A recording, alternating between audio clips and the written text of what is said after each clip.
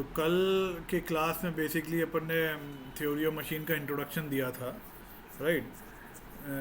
जहाँ पर we discussed about the machine, what does the machine do, है ना? फिर we have discussed what is machine को हमने डिफाइन किया था कि basically it is a device for transforming and transferring motion and force from the input that is a source to the output that is a load.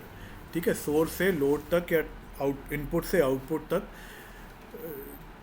कोई भी machine या कोई भी डिवाइस जो कि मोशन को और फोर्स को ट्रांसफॉर्म करता हो और ट्रांसफ़र करता हो। फिर we discussed about the what is transformation and transferring. तो transformation means changing the nature of the motion, ठीक है, और transferring means movement from one part to the another part या one place to the another place. ठीक है, so basically machine में बहुत सारे पार्ट्स होते हैं। सो एक पार्ट से दूसरे पार्ट में कैसे मोशन ट्रांसफ़र होता है और कैसे मोशन ट्रांसफॉर्म होता है, वो बेसिकली हमको यहाँ पढ़ना है। ठीक है, so there are two terms, one is transforming and another is transferring. So transforming means change of motion, मतलब बेसिकली आपने मशीन्स देखे होंगे जिसमें इनपुट जो होता है वो रोटरी होता है और फिर आउटपुट हमको रेसिप्रोकेटिंग मिलता है। सिमिलरली कुछ मशीन्स ऐसी होती हैं जिसमें इनपुट हमारा रेसिप्रोकेटिंग होता है and output we have rotary. ठीक है, then we have some machines in which the input can be, input हमारा ये रोटरी हो सकता है और आउटपुट हमारा ऑसिलेटिंग हो सकता है, जो to and fro. So examples भी लिखे हुए हैं, जैसे जो हमारा शेपर मशीन होता है या फिर जो हैक्सॉ होता है, इलेक्ट्रिकल सॉ आपने वर्कशॉप में देखा होगा इफ़, तो वहाँ पर मोटर तो रोटेट करती है और जो शेपर मशीन का टूल है या फिर सॉ जो होता है जो कट करता है लकड़ी को या मेटल पीस को, वो टू एंड फ्रो मूव करता है, रेसिप्रोकेट करता है। ठीक, सो इसमें the rotary motion is getting transform to reciprocating motion. Similarly अगर आईसी इंजन का अपन एग्जांपल लें जहाँ पे पिस्टन सिलेंडर अरेंजमेंट होता है, in the piston cylinder arrangement piston जो है सिलेंडर के अंदर रेसिप्रोकेट करती है, ऊपर नीचे होती है, राइट? तो reciprocating motion of the piston is converted to the rotary motion at the crankshaft, और फिर वही मोशन हमको व्हील्स पर मिलता है तो हमारी गाड़ी चलती है, राइट? व्हील्स रोटेट करते हैं। ठीक है, फिर another example in which the rotary motion is getting converted to the to and fro motion. तो वाइपर जो हमारे कार का वाइपर होता है उसमें मोटर लगी होती है, तो मोटर तो रोटेट करती है बट जो वाइपर है वो ऑसिलेट करता है, टू एंड फ्रो ऑसिलेट करता है। ठीक है, तो ये कुछ एग्जांपल हैं ट्रांसफॉर्मेशन के। तो ट्रांसफॉर्मेशन बेसिकली किस टाइप का ट्रांसफॉर्मेशन है वो डिपेंड करेगा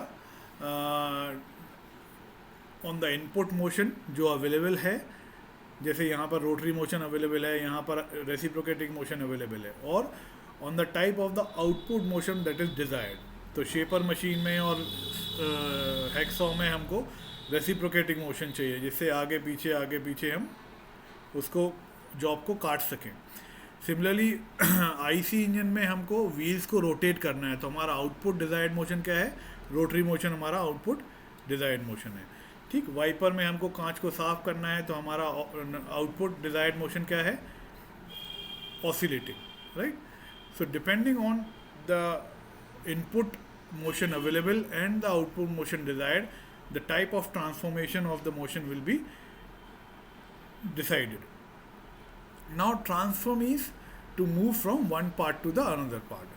तो मशीन में बहुत सारे पार्ट लगे होते हैं, तो एक पार्ट से दूसरे पार्ट में कैसे मोशन ट्रांसफ़र होता है और फोर्स ट्रांसफ़र होता है, वो ट्रांसफ़र वर्ड से हम समझ सकते हैं। बेसिकली जैसे जो ये डंपर का एग्जांपल मैंने दिया था, इन विच ये जो डंपर का बिन है ये आपका ऐसे ऊपर उठ जाता है, राइट? ऐसे ऊपर उठ जाता है, ऐसा हो जाता है ये, और यहाँ से सारा जो भी सामान उसमें डला हुआ है या फिर मिट्टी है या फिर रेत है, what ever it is, it comes down, right, automatically.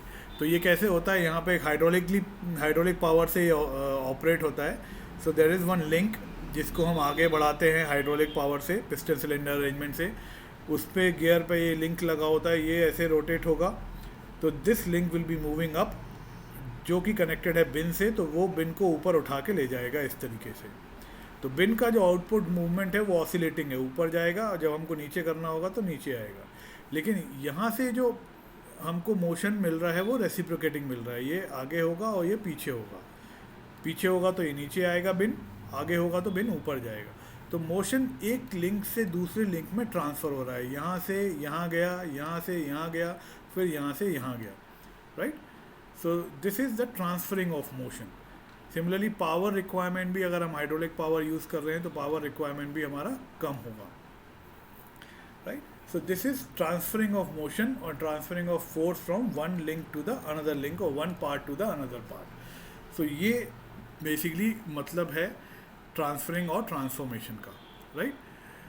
So this we discussed yesterday, right? फिर हमने डिस्कस किया था कि बेसिकली दो तरीके से हम पढ़ते हैं थ्योरी ऑफ मशीन को, एक काइनेमेटिक्स और एक डायनेमिक्स। तो ये डायनेमिक्स के अंडर ही बेसिकली आता है, बट काइनेमेटिक्स में हम स्पेसिफिकली ज्योमेट्रिक एस्पेक्ट पढ़ते हैं। ज्योमेट्रिक एस्पेक्ट मतलब कि जो मैकेनिज़्म है या जो मशीन है उसके अंदर जो मैकेनिज़म्स लगी हुई हैं वो किस तरीके से हैं, वो कैसे कनेक्शंस हैं उसमें, ठीक है। तो we talk about the constraints of the motion, ठीक। और उसमें हम we don't consider the forces, we are only interested to find out what will be the velocity and acceleration of the links और द पार्ट्स, और कैसा उसका motion होगा। फिर डायनेमिक्स में सो बेसिकली इसको हम एक्चुअल वर्ड है इसके लिए काइनेटिक्स, राइट। तो काइनेटिक्स में we study the motion of the machine और the mechanism by considering the forces. तो हम यहाँ पर फोर्सेस को कंसिडर करते हैं, और काइनेमेटिक्स में हम फोर्सेस को कंसिडर नहीं करते हैं, राइट। सो बेसिकली अगर अपन देखें इसमें तो actually what happens, this is all the part of mechanics, right. तो study of motion and study of time and forces is basically comes under the mechanics. Then this mechanics can be divided into two. One is statics, जो कि आपने पढ़ा होगा mechanics subject में first second semester में या फिर third में, और फिर आता है dynamics. Then this dynamics is actually divided into two. One is kinematics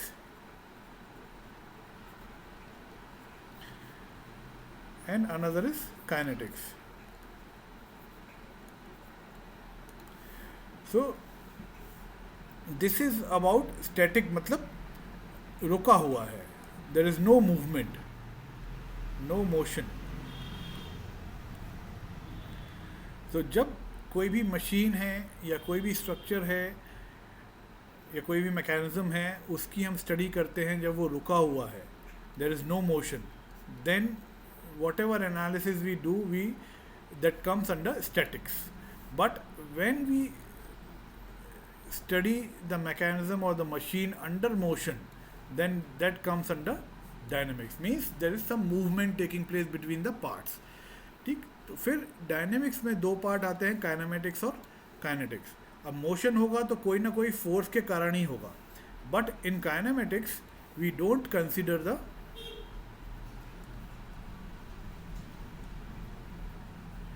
the forces.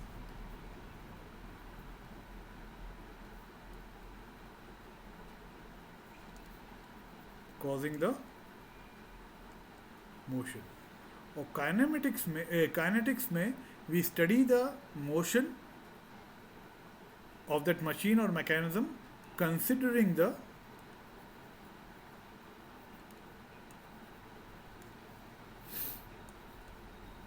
Forces. So ये डिफरेंस है, यहाँ पर हम फोर्स कंसिडर नहीं करेंगे, सिर्फ हम उसके ज्योमेट्रिक एस्पेक्ट की बात करेंगे।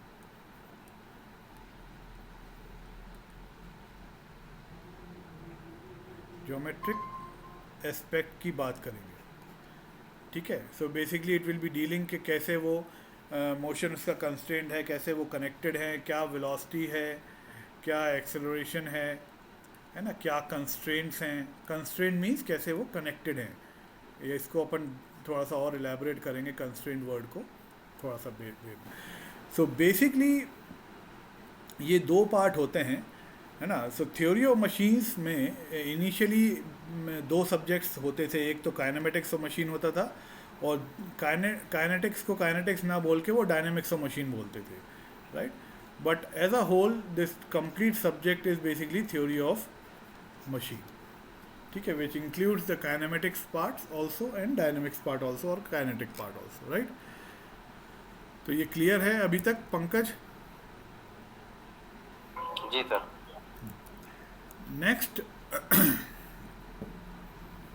वील इंट्रोड्यूस अबाउट द, तो ये अपन ने लास्ट क्लास में पढ़ा था बेसिकली, और बुक्स के बारे में मैंने बताया था कि ये कुछ बुक्स हैं जो आप लोग रेफ़र कर सकते हो, तो ये आप देख सकते हो वीडियो में कभी भी। देन सो बेसिकली अभी तक we have talked about lot of words like mechanism, machines, है ना, लिंक भी मैंने बोला। So let us define these things one by one, right. So machine, if we talk about, actually we should define mechanism first, but let me define machine first.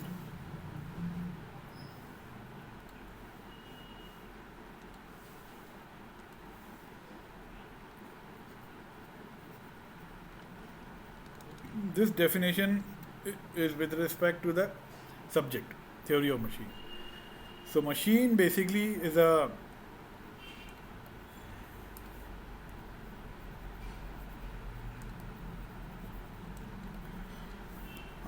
combination of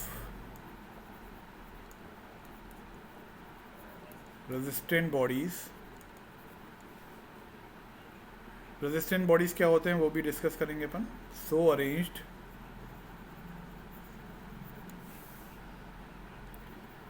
that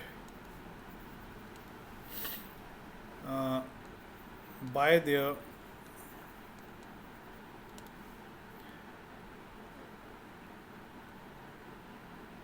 means the mechanical forces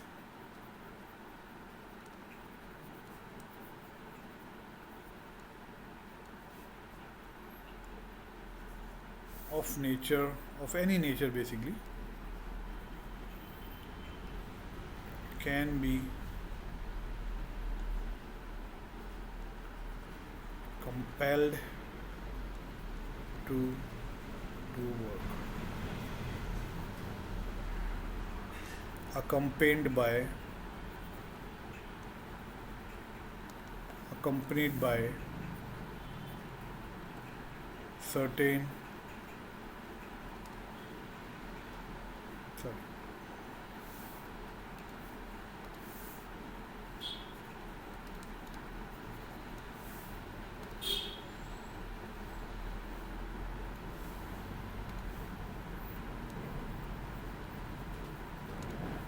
certain determinate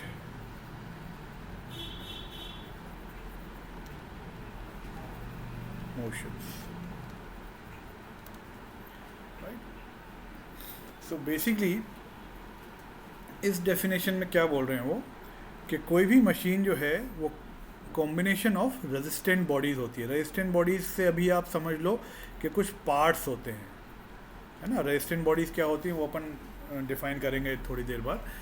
तो basically it is a combination of parts so arrange that bye there means, मतलब ऐसे कुछ arrangement किया गया है उनका, ऐसे connection किया है उनका कि उन सब के कनेक्शन के द्वारा जो मैकेनिकल फोर्सेस हैं, the mechanical forces of any nature can be compelled to do work, मतलब उनके कॉम्बिनेशन से हम कुछ वर्क कर पा रहे हैं। तो कल जो डेफिनेशन अपन ने दी थी मशीन की, उसमें यही बोला था कि कुछ इनपुट रहेगा और कुछ आउटपुट रहेगा, and output is basically to do the work. तो मशीन हम क्यों बना रहे हैं? सो दैट जो पहले ह्यूमंस वर्क करते थे उसकी जगह पे अब हम वो काम मशीन से कराना चाह रहे हैं, right.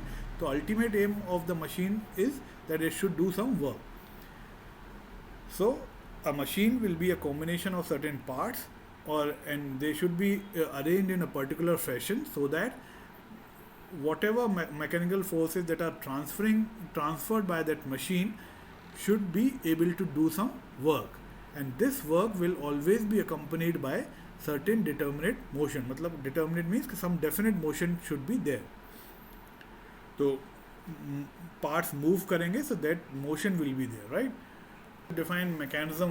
It is an assemblage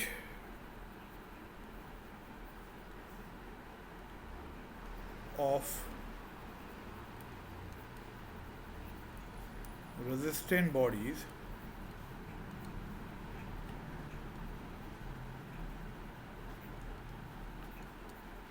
connected by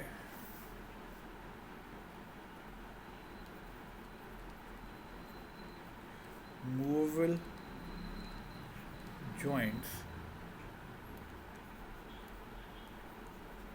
to form a closed kinematic chain with one link fixed and having the purpose of transforming motion, right? So mechanism, it is an assemblage of resistant bodies. Resistant bodies मैंने आपको बताया कि it is basically you can assume it to be some parts.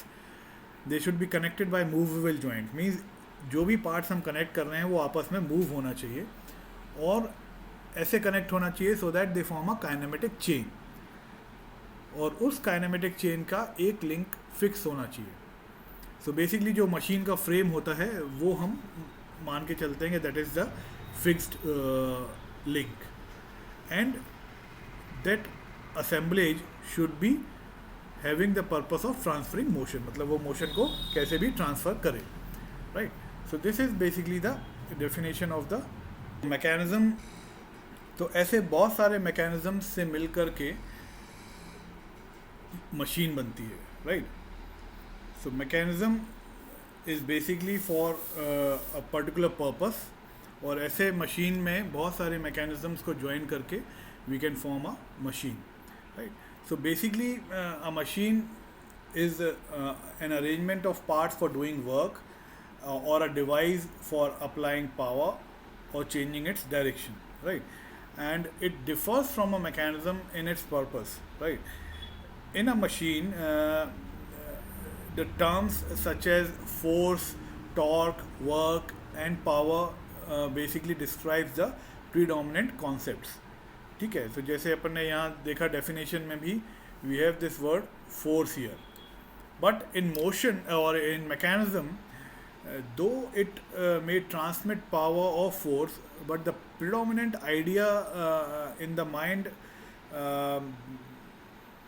of a designer basically who designs this mechanism is basically of achieving a desired motion, right? So in mechanism we will talk about the transformation of the motion, right? And in machine completely as a whole it will be transferring of power or torque or work or force, right? So similarly there is some direct analogy between the terms. एक और term होता है that is known as structure.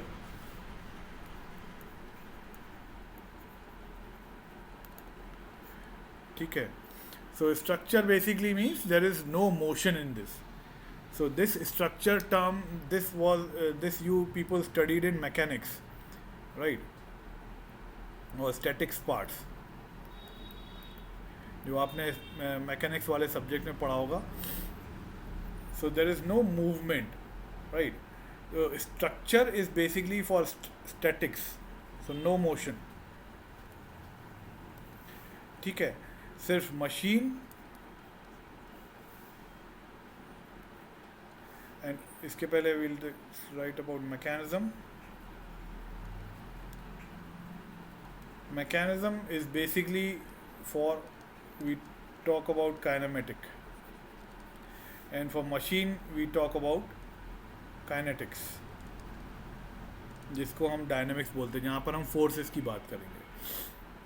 तो इन दोनों में motion होगा, machine में भी मोशन होगा, मैकेनिज्म में भी मोशन होगा, but in mechanism we generally don't talk about the force, but in machine we talk about the forces also, right?